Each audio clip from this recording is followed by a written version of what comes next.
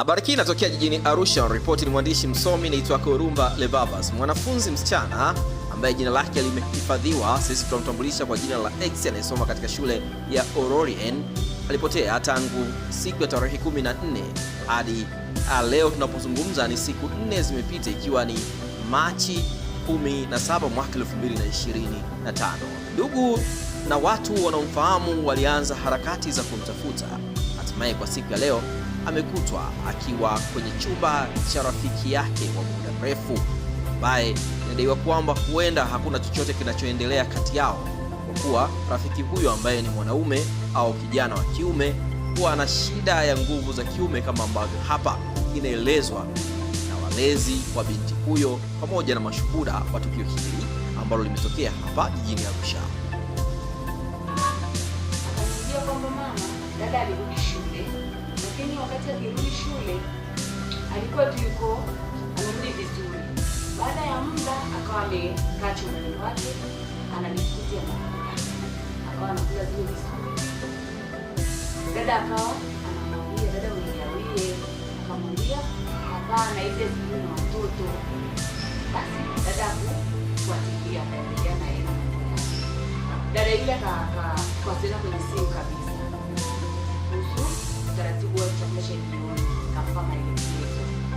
Unaweza kumpa maelekezo na akafanya shughuli zake, akaandaa mboga, akamwandaa mdogo wake, akafanya shughuli zote zinazompasa kufanya kwa wakati wake, mpaka kujiandaa na vitu vyake vya shule.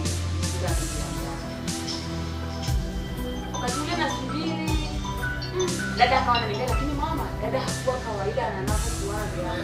Dada alipofika alikuwa kama, baada ya muda kidogo akawa kama haelewi, muda amebadilika. Anaweza kwanza kueleza sauti kubwa, maana ni binti mtaratibu sana, lakini anaongeza sauti ambayo sio kawaida, akimgombeza mdogo wake, akilalamika kwamba nasikia kizunguzungu. Akamtia kizunguzungu kile, akaenda kwenye friji akachukua maziwa baridi sana, karibia nusu lita, bila hata ya kuchemshwa. Akamaliza akinywa maji ya baridi, akachukua ndizi 4 akala, akamaliza. Yani akawa haeleweki, anatamani kile kichwa kiosho kwa sababu ya maji ya baridi.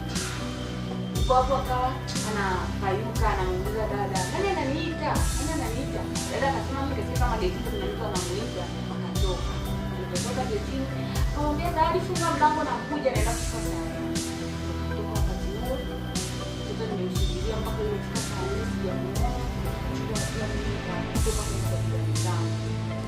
Huyu msichana alipotea tangia siku ya Ijumaa. Tulianza kumtafuta tangia ile Ijumaa usiku mpaka leo kuja kupatikana. Tulimtafuta huko mashambani, tulienda hadi milimani kule tunamtafuta. Sasa waandishi wa habari walikuja tangia asubuhi, wakawa wameenda kule kituo cha polisi, mimi nikabaki hapa tu nyumbani.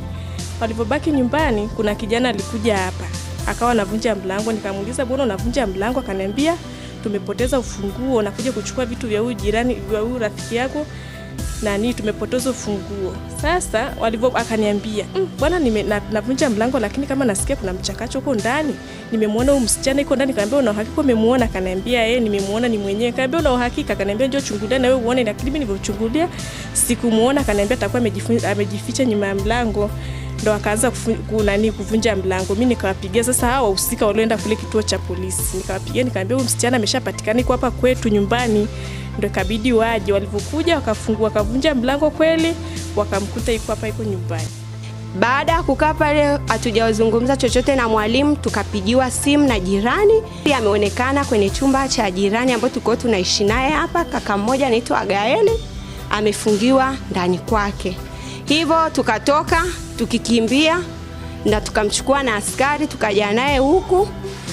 Tukaja na askari huku, tukafungua mlango, tukamkuta kweli binti yuko ndani amejificha kwenye friji, nyuma ya friji. Hatukuweza kuingia huko ndani, ila wakawa nasubiria mlango ufunguliwe. Basi ndo tukawa tunaulizana, kweli Agaeli anaweza kufanya kitendo cha design huku kumfungia mtoto ndani na ni mwanafunzi? Maneno yakawa ni mengi, tukawa tunajioji kwa manake mwenye chumba mwenyewe hayupo, alisafiri tokea hiyo Ijumaa inavyosemekana amesafiri Ijumaa usiku na mtoto amepotea Ijumaa usiku. Kwa hiyo hatuwezi kuongea mengi mpaka tumuoji msichana mwenyewe, na huyo kijana akipatikana na yeye aojiwe, waseme ukweli. Na chumba chenyewe cha kijana mwenyewe ndo chumba chenyewe ndo hiki nyumba yake, na hawapo watu, mtoto ameshatolewa na mlango unaendelea kufanya nini, kutengenezwa mpaka tutavompata mhusika wa hichi chumba. Atavokuja ndo mahojiano ataendelea na mtoto mwenyewe aseme ukweli, aliingiaje huku ndani na alikutwa na ufunguo wa huyo kaka. Hivyo tu. Ni mjumbe wa serikali ya mtaa Mwanama. Tukio hili lilitokea siku ya Ijumaa tarehe 14 majira ya saa 1. Tulifanya juhudi mbalimbali za kuweza kumtafuta lakini hatukuweza kumpata. Jana tukafanya pia juhudi zingine za kuweza kumtafuta lakini hatukuweza kumpata. Taratibu zote za kwenda kutoa taarifa kituo cha polisi zilifanyika. Tulitoa taarifa kwenye magrupu mbalimbali, tulitoa taarifa pia katika sehemu mbalimbali kama kanisani, misikitini, nyumba zote za ibada tuliweza kutoa taarifa. Lakini leo wakati tunaendelea kumtafuta na uchunguzi ukiwa unaendelea kufanyika, tulitoka na kwenda shuleni mahali anaposoma Tausi. Tulipofika kule, wakati niko kwenye mahojiano na mwalimu mkuu, ndipo nilipata simu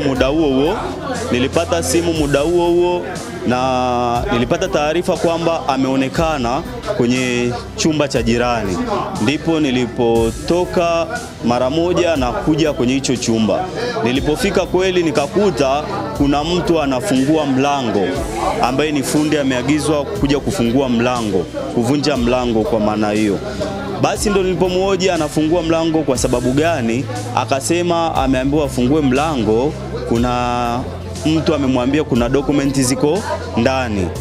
Basi tukamwambia asifungue mlango kwa sababu imesemekana huyu mtoto yuko ndani.